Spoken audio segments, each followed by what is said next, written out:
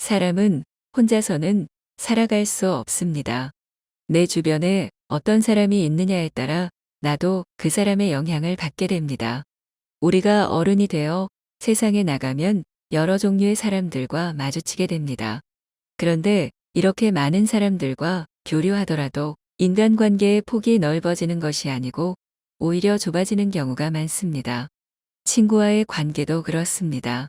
우리는 나이를 먹으면서 가치관이 공고하게 확립되는데 오래 알던 친구라 해도 가치관이 맞지 않으면 관계를 이어가기 힘듭니다. 인생을 살아가다 보면 오래된 친구니까 내가 그 사람을 잘 안다고 생각했는데 시간이 지나고 보니 그 사람의 보지 못했던 단점과 거슬리는 부분을 보게 되는 경우가 많습니다. 나는 친구라고 믿었는데 상대방은 그렇게 생각하지 않는 것도 비슷한 경우입니다. 내가 친한 친구라고 생각하는 사람이니까 혹은 오래된 친구니까 참아주고 용서해주다 보면 결국 큰 손해를 입게 되는 경우가 허다합니다. 인간관계에서 중요한 것은 교류한 시간이 아닙니다. 세상을 살아갈 때 최근에 알게 된 친구라도 나와 가치관이나 취미가 맞다면 오히려 오래된 친구보다 더 친해질 수 있습니다. 사람은 살아가면서 변하기 마련이고 만날수록 기분이 나빠지거나 자신에게 해를 주는 사람이라면 아무리 오래 알던 친구라도 관계를 정리할 필요가 있습니다. 물론 인간관계에서 한 번, 두 번의 실수를 한다고 해서 그 관계를 끊어야 하는 것은 아닙니다. 하지만 자신이 힘들어하면서까지 그 인연을 끝까지 이어나가야 할 이유는 없습니다. 그 친구의 행동이 바뀔 기미가 없다면 친구와의 관계를 빨리 정리하는 것이 본인의 정신 건강에 좋을 것입니다.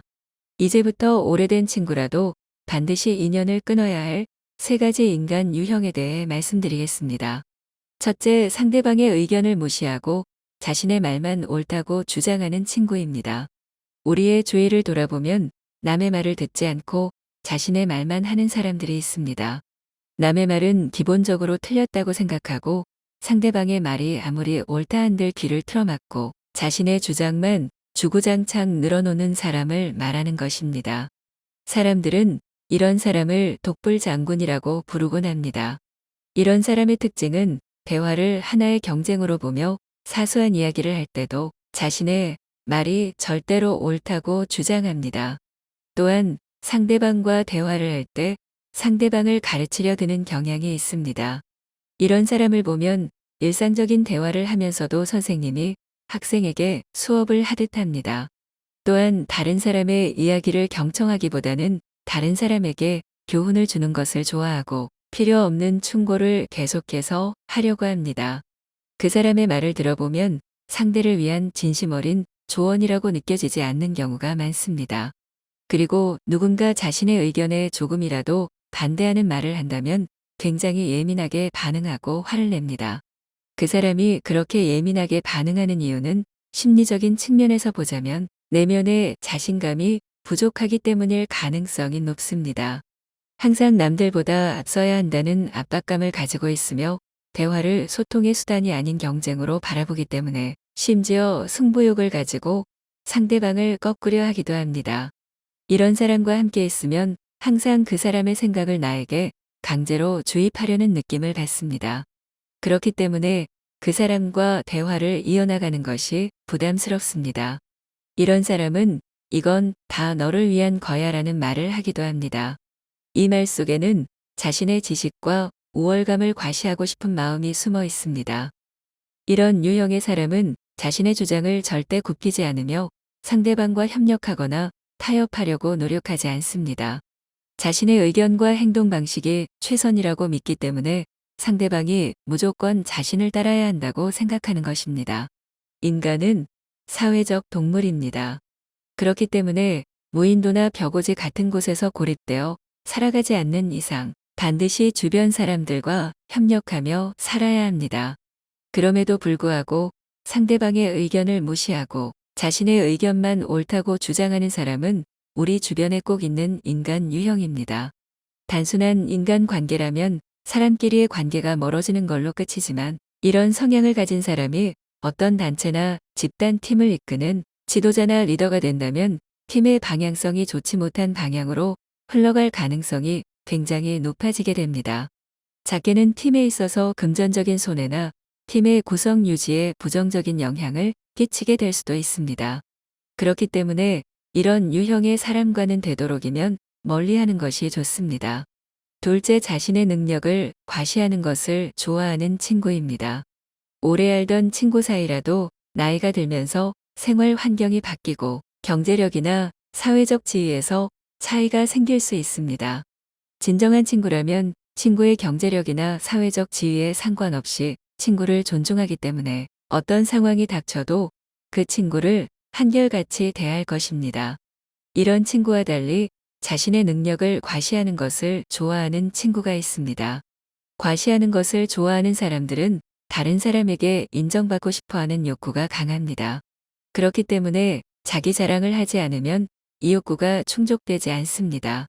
물론 대화를 하다 보면 한두 번은 자기 자랑을 할 수도 있을 것입니다. 하지만 상대방의 이야기는 전혀 듣지 않고 매번 끊임없이 자기 과시와 허세를 부리는 사람의 내면에는 열등감이나 컴플렉스를 갖고 있을 가능성이 높습니다. 자신의 결핍이나 과거에 인정받지 못했던 것들을 상대방에게 끊임없이 자기 과시를 하고 자랑함으로써 자신의 열등감이나 컴플렉스를 스스로 회복하고자 하는 심리일 것입니다. 이런 사람들이 과시하는 것을 공감해주고 호응해주는 사람이 있다면 자기 자랑이 점점 더 심해질 수 있기 때문에 아예 반응하지 않는 게 가장 좋은 방법입니다. 하지만 그러기 힘든 상황이라면 상대방이 자랑할 때 맞장구나 공감을 해주지 마시고 이야기를 듣고 있다가 자연스럽게 이야기 주제를 다른 쪽으로 돌려보는 것은 어떨까요?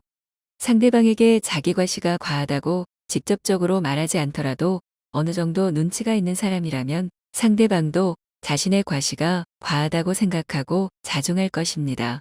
셋째, 열등감을 갖고 있는 친구입니다. 우리는 어렸을 때 함께 놀았던 친구라도 나이가 들어 사회에 나가면 삶의 조건이 바뀌는 경우가 있습니다. 재산이나 사회적 지위 같은 것이 삶의 조건을 결정하는 요인입니다. 열등감을 느끼는 친구들은 항상 자신보다 나은 상황의 친구들을 자신의 상황과 비교하고 질투하는 경향이 있습니다. 일반적인 경우라면 어린 시절 친구들과의 만남은 현재 상황이 어떻든 간에 옛 추억을 회상하며 서로 사심 없이 대화를 나눕니다. 하지만 열등감을 느끼는 친구는 다른 친구에게 좋은 일이 생기면 겉으로는 축하해주는 척하지만 속으로는 시기와 질투심에 가득 차 있는 경우가 많습니다. 반대로 친구가 좋지 않은 일을 겪었을 때는 겉으로는 친구를 진심으로 위로해주는 척하지만 속으로는 친구의 고통을 통해 자신 스스로 위안을 얻고 은근히 즐기는 경향이 있습니다. 이런 친구와 오랜 시간을 함께하다 보면 관계가 친밀해질 것이라고 생각하지만 오히려 더 큰 상처를 입게 될 확률이 높습니다. 물론 남을 시기하는 마음은 인간으로서 당연히 가질 수 있는 감정이기 때문에 나쁘다고만 할 수는 없습니다. 만약 이런 친구와 어쩔 수 없이 관계를 유지해야 한다면 자신의 언행에 항상 주의를 기울일 필요가 있습니다. 왜냐하면 이런 사람의 특징은 상대방의 불행이나 약점을 자신의 무기로 삼기 때문입니다. 오늘도 좋은 하루 보내시길 바랍니다.